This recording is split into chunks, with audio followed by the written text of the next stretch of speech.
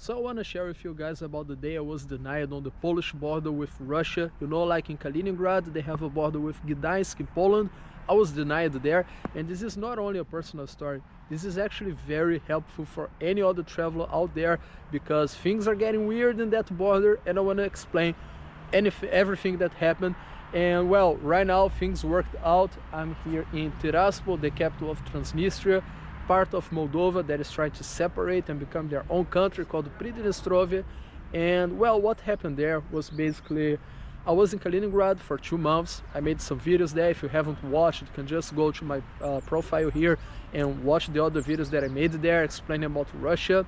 And as a Brazilian, my passport allows me to be pretty much anywhere around Europe, so I can both be in Russia and Ukraine and European Union, Schengen. I can be anywhere. Okay, so we are not suffering any sanctions from any parts because we are basically neutral about this whole conflict. And so the problem of being banned in the border was not about my passport directly, because I'm always allowed, always welcome to be in Poland or in any other Schengen zone country. What happened there was that I was in Kaliningrad, as I said, and then I took the bus from Kaliningrad to Gdańsk, and from Gdańsk I was going to take a train to Warsaw, and from Warsaw come here to Moldova. Quite of a long trip, but it was the only way, because as you guys know, you don't have direct flights from Russia to most of European countries. You have to leave Russia first, and then you gotta take the airplane, right? So from Kaliningrad to Gdańsk, it's not so far, so I took this bus, and when I got there in the border, I don't know if you guys have crossed by land to Russia, but it's quite long, okay? It's really exhaustive because it takes forever. Because with this whole situation, everybody has to leave the bus. They will talk to one by one, ask you to explain why you're going there or why you're leaving the country, what's happening and everything. So it's about 1 hour 30 minutes to pass the Russian border, and I did. I passed the Russian border, and for those who have never traveled by land, on land, it's not like only one border. You have the border to leave the country, you have a neutral zone, and then you have a second border to get in the second country. So all of those things that we had to do to leave the first border, we had to do on the second one too. So it's basically another hour there talking to everybody there. You know, they're gonna ask you all the questions, they're gonna check you and everything. And I was the last one in line. So when I finally got to talk to the lady in the Polish border, she asked me all the questions, where I was going to be, for how long I was going to be there, when I was going to leave, and the address and everything, how long I was in Russia, which is my next destination, my address in the next destination. And after answering to every question, she said, well, you can't get in Poland. And I was like, what? I mean, is there anything wrong with my passport? Because I always make sure that everything is smooth, you know, like I don't want to have any bad surprises. And she said, well, it's not that you can't get in Poland. You can't get in Poland from here. And then I was like, what do you mean?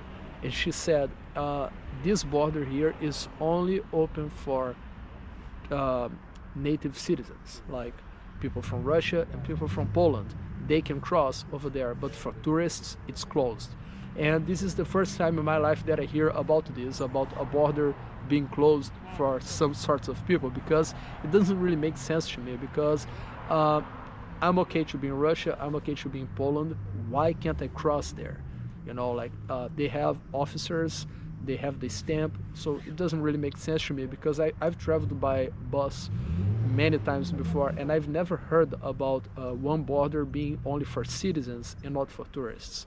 So they explained that this border was closed for tourists, and as a tourist I should leave Kaliningrad on the other side to Lithuania.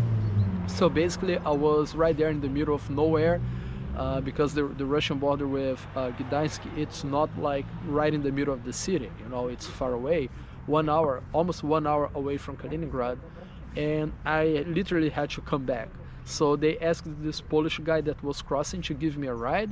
He didn't really understand, and after going through all that conversation again, because I had to go back in the Russian border, explain everything all over again, wasted me another 2 hours I suppose. After crossing there, he said that I should leave his car because he wasn't going to Kaliningrad, like the downtown.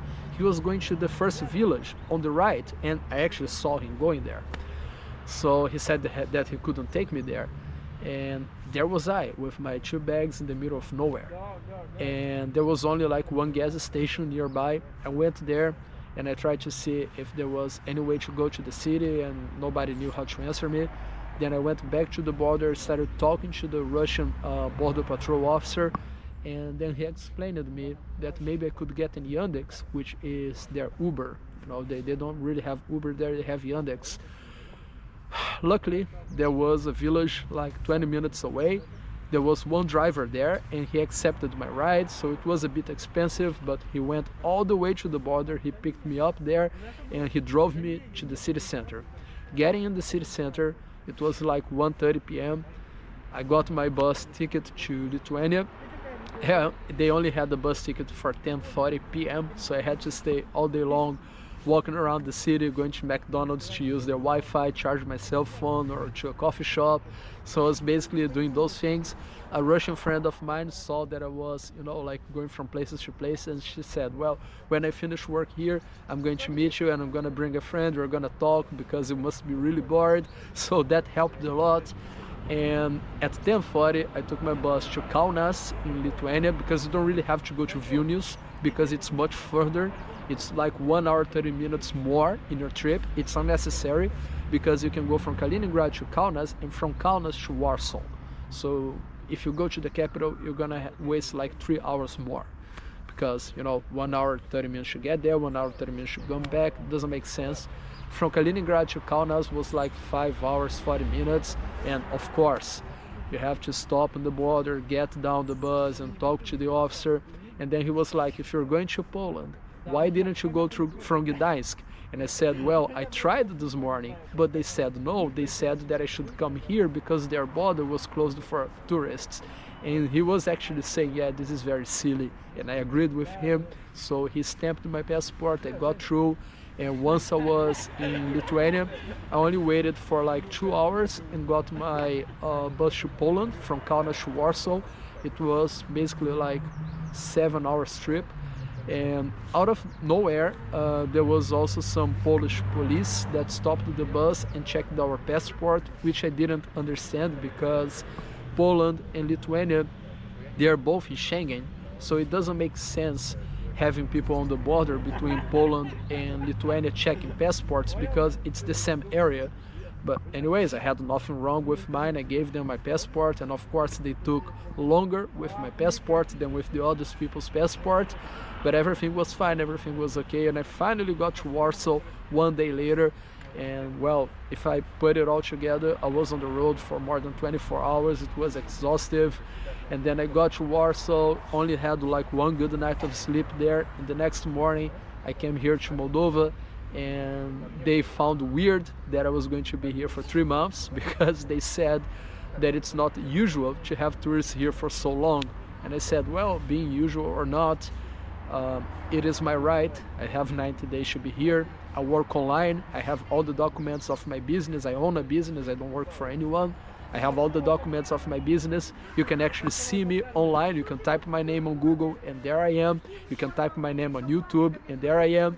So even explaining that, they were like, yes, but it's a bit unusual. I showed them the tickets to leave Moldova because I already have reservations for January, February, and March.